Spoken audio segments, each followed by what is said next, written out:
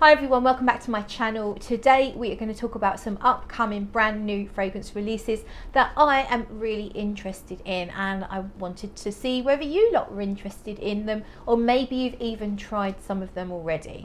So let's just get started. First one is, I don't think it's quite released yet, and it's called Moschino Toy 2 Bubblegum. Yes, Moschino Toy 2 Bubblegum, and we have notes of candied fruit, lemon, bitter orange bubblegum, blueberry, peach, ginger, peach blossom, rose, cinnamon, ambroxan, musk, and cedar. Perfumer is Olivier Pesciu, and it's going to sell for €90 for 100 millilitres. So I looked online, tried to find any reviews, and there is one on Fragrantica that I found, and I'll just sort of give you a few words from that review. Lemon rose bubblegum cocktail. So it was a very short review. Lemon rose bubblegum cocktail. I think it sounds like a fun fragrance, and I'm really interested to try it. It might not be something that I'm going to love, but it just sounds fun and frivolous, and I'm really interested to try that one. Let me know if you've tried it or if it's something that you're interested in trying. The bottle is tacky, as you would expect from that line. The toy line is the kind of plasticky looking teddy bear bottles. This one's bright pink, kind of like bubblegum Barbie type pink. So anyway, it looks fun. It definitely looks fun. Look, I actually look with these weird bunches in, like that should be my signature scent right now. The next one that's coming out soon is Tom Ford's Soleil Brulant, and that actually means blazing sun. The translation for Brulant on when I checked on Google was either blazing, burning, that kind of thing. So blazing sun. It comes in a metallic gold bottle. It's the Privé line from Tom Ford. There's actually a review on YouTube already from someone who has managed to get a bottle. Notes are mandarin, orange, bergamot, pink pepper, orange blossom, black honey, amber, resins, wood, vetiver, leather, and frankincense. So this sounds like it's going to fall in that range of the Soleil Blanc. So you had Soleil Blanc, and then you had Eau de Soleil Blanc, which was like a slightly more citrusy and a slightly aquatic, less sweet version of Soleil Blanc. I actually think I prefer the Eau de Soleil Blanc, the original Soleil Blanc, which I really like. I really enjoy the scent profile. So it's one of those kind of gourmand / sunscreen style fragrances. I really like it, but I don't reach for it very often. The Eau de Soleil Blanc just had a bit more freshness to it, which kind of made it more appropriate for the warmer weather. So Soleil Brulant has quite some dark notes in the base. I mean, leather and frankincense, black honey in there as well. Sounds to me like it's going to be quite pretty with the orange, the bergamot, pink pepper is going to give it a little bit of a lift, a little bit of obviously pepperiness. You've got amber, which is a sweet combination of resins and vanilla, and then you've actually got wood and vetiver, leather. So they're going to counterbalance some of the sweeter notes. So who knows what it's actually going to smell like, but it's quite interesting. I'm really curious to see what it's like. I don't know who the perfumer is, that hasn't been released, and I don't know what the price point is going to be like. However, I'm guessing by looking at the bottle it might be in the Lost Cherry sort of range, like the upper end of the Privé. We shall see. The next one I'm really interested in, well, I'm interested in the next one because of what it's all about. However, the brand doesn't really excite me, so let's just get on with it. It's Juliette Has a Gun Pear Ink. So pear ink, as in not the ink from a pear, because pears don't have ink. It's ink as in incorporated, as if it was a business. So Pear Ink, INC. Juliette Has a Gun, and they're selling it for €110 for 100 mils. So price point, I think for a niche, is very acceptable. Notes are green pear, ambroxan, musk, muscanone, ambretaloid, and habanaloid, which is a note that should smell a bit like musk and also a little bit like hot ironed linen. So it's going to have a slightly metallic element to it if you can smell that habanalide. And the thing with Juliette Has a Gun is they are very much a molecular style perfume in general. They tend to be like the eccentric molecules. They like their modern aroma chemicals, and they really highlight those in their fragrances, which is not my kind of thing, generally speaking. However, I have actually got some ambretaloid, and I've also got some musk. I think I've got some muscanone, but I've definitely smelt both of those. They are musk molecules. They are modern musk molecules, and they don't have a great deal of scent. Generally used in fragrances just to help with longevity, or help with the projection, or help to connect notes together, so to help to blend fragrances. So Juliette Has a Gun here are actually highlighting these notes, and they're putting them out there. So normally you'll find that these ingredients, in fact, they're not just notes, they're ingredients. These ingredients are probably in hundreds and hundreds of perfumes. They're probably in most of the perfumes that you've got at home, but they're generally not highlighted. They're just used as they perform a task, but here they're highlighting them. Now, I quite like musks in fragrances, so I'm pleased to hear that they're here. I'm happy to hear they're here, and I love pear, but they are highlighting the fact that they're putting ambroxan in. In fact, I think on Fragrantica it's ambroxan, but on Juliette Has a Gun website they list Cetylox, which is a close relative of ambroxan. So either way, I really hope that that note is not highlighted too much, because it does get on my nerves quite a lot. I know ambroxan is in lots and lots of stuff, and as long as it's kept to a fair minimum, I don't mind it. But when it's accentuated, it really grates on me. So that's my taste. That's my taste. So I'm interested in that. I like the price point. I like the branding of Juliette Has a Gun, but I just don't like molecular fragrances. I prefer to smell more things that at least feel like they come from nature, even if they don't really. But we shall see. I'm really curious. I hope to obtain a sample, and I'll let you know what I think. Then we've got the next one up. I'm really interested in. In fact, I'm almost tipped over the edge of blind buying it, which is a problem because it's quite expensive. So the next one is Initio, and it's called a Musk Therapy.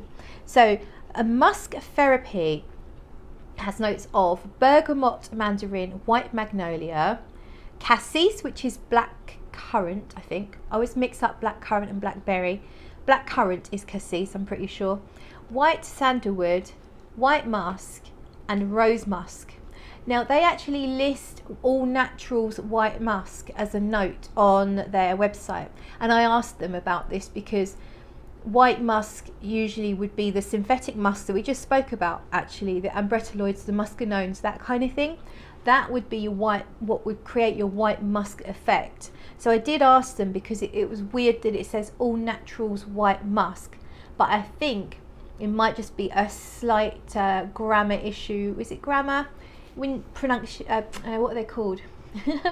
You know, commas and full stops and all that stuff. I think it just might be a slight issue on the writing of the notes. So they've clarified the musk accord, the white musk accord, is synthetic, and the whole rest of the composition is natural. So I think that sounds really lovely. So it's going to be soft and musky and fluffy with the white musk. You've got a little bit of citrus to give it a lift. You've got cassis, which is quite a pretty red fruit note. White sandalwood. I don't know what white sandalwood smells like, but sandalwood in general I find very appealing. And you've got rose musk. So I don't exactly know how you get a rose musk as a natural, but that might maybe just be bumped in with the other white musks. So hopefully there's a soft, fluffy, rosy element to the fragrance as well. It sounds super, super pretty. I really love the sound of it.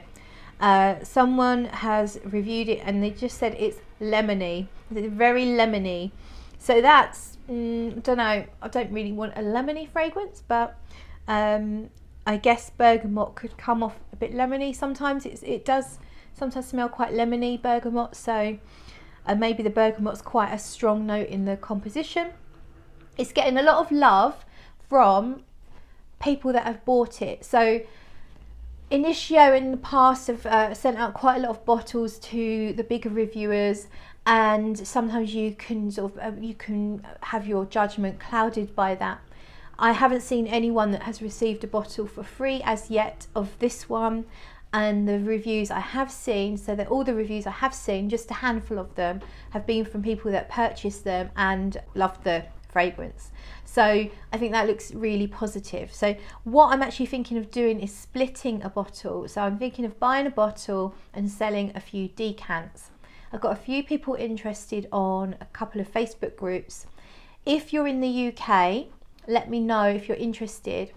It'll be at cost, so I'm not going to make a profit. It's just for me to subsidise the cost of the bottle. So I've worked out it will cost me £24 to post you out in a glass atomizer 10 mils of musk therapy. So if you're in the UK and you want to buy 10 mils of musk therapy, let me know. You can hit me up on Instagram, or you can email me. My email details are somewhere, I don't know where. And let's move on then. Finally, the last fragrance, and I've actually got it. I've got it. So we have a physical bottle here. I'll show you it. And this was sent to me by Scott, who has the YouTube channel, the Centurion, and he has released his own perfume. So here we have it. Let's undo this tissue. Wow, look at this. I say look at this, I'm not showing you. So we have a card here, Centurion fragrance, and it says Ita Pierre, which means accept the journey. To Claire, thanks for being a true friend and inspiration, Scott. That's very lovely. Thank you, Scott. And we have a scroll here. Let's have a look at that. So it's, the cat's just coming over. Let's undo the scroll. This is fun, isn't it? Okay then. There's quite a lot of words here, so I'm not going to read them all out. I'm just going to give you the idea of the notes. So with this fragrance, I wanted to give you an experience of the Centurion and his travels with a mix of modern day Italy. This fragrance opens with sweet tea. So she's just knocked my favourite new perfume on the floor. Luckily it's all okay. Okay, let's carry on. This fragrance opens with fresh mint, which the Romans used as a breath freshener. Green apple is prominent throughout, which was eaten by the legion as they moved from settlement to settlement. Seeds were planted and the growth of apples spread northwards in Europe. The Sicilian tomato leaf is representative of modern day Italy. The leather is the base of the fragrance, much like the base of the Centurion's armour, of which is sat upon, and the saddlework of the horse. All this mixing together to give you a warm weather signature fragrance with an all-day performance. So all I ask of you now is to Ita Pierre, accept the journey. Okay, so let's accept the journey. Journey accepted. And we now have the box. So let's pop that on the floor. This is rather nice. This is a little bit snazzy. So we have, almost feels, I don't know what this texture is. It's not just card. It's almost not rubbery, but some sort of texture going on here. So there's the label. It says Legio X Eau de Parfum, 50 mils. and you've got some words on the bottom. And here we go, sheath the fragrance. So it's sitting nicely in, let's pull it out, sitting nicely in there. Pop that down here. There's the bottle, that is really nice. And so it says Centurion Legio X Eau de Parfum 50 ml. And we have, wow, okay, a magnetic cap. Very, very smart indeed, like that. Let's give it a spray in the air first of all. Now I have, good sprayer, I have smelt this before. Scott sent me a sample quite a long time ago. Oh, it's really nice. Let's go on skin. Here we go. Scott sent me a sample going back a month, couple of months, a few months, I'm not sure. And I was really impressed with how natural it smelled. It's not my, the notes aren't quite my thing because of the greenness and the leather. Generally speaking, I don't gravitate. I always say that. I love gravy though. I don't usually gravitate towards leather fragrances or green fragrances. And so this has components of both in it. However, it's got a nice balance. I think the fruitiness, yeah, it's got a nice sweetness. So it's not, I was kind of thinking, is it sweet enough? It is sweet enough. There's, if you like a bit of sweetness, I think the sweetness comes from the sort of the fruits, the citruses, the apple. But I can smell that tomato leaf. The leather's not coming out straight away.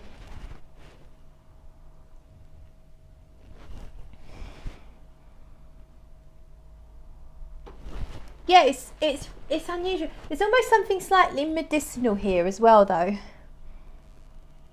I'm not sure what is giving me that. Like herbal, actually, like something herbal that's making me think like healthy herbal something.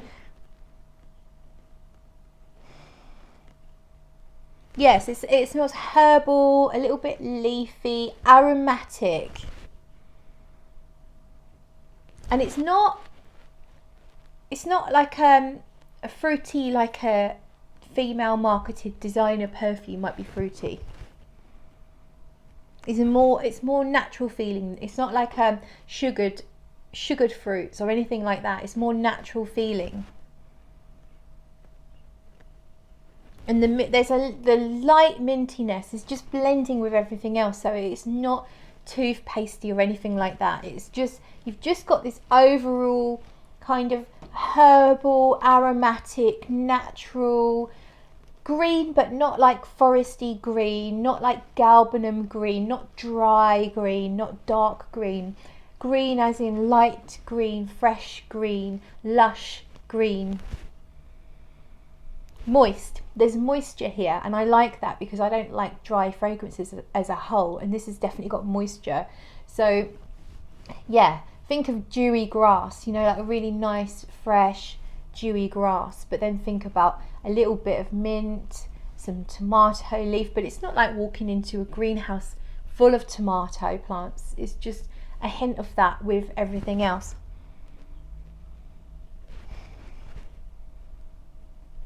Yeah, this for a sort of green fragrance, this is really nice.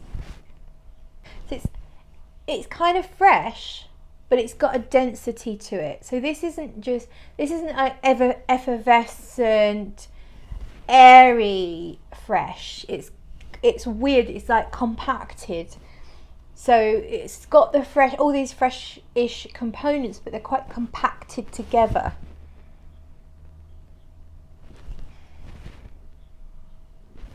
It's really nice. At the moment I'm getting no leather, but I do know that it comes out from when I tested the sample. But if you are looking for quite a strong yet fresh perfume, then this is definitely one to consider. I will link the details in the description below so you can go and find it. I didn't make a note of the price, so I'll pop the price details on the screen so that you can see that now. And that is it. I thank you so much for watching. If you liked the video, you know what to do. You can always subscribe, because if you subscribe then you'll get more of me, and who wouldn't want more of me, right? That's it then. Thank you so much, and I'll catch you all soon.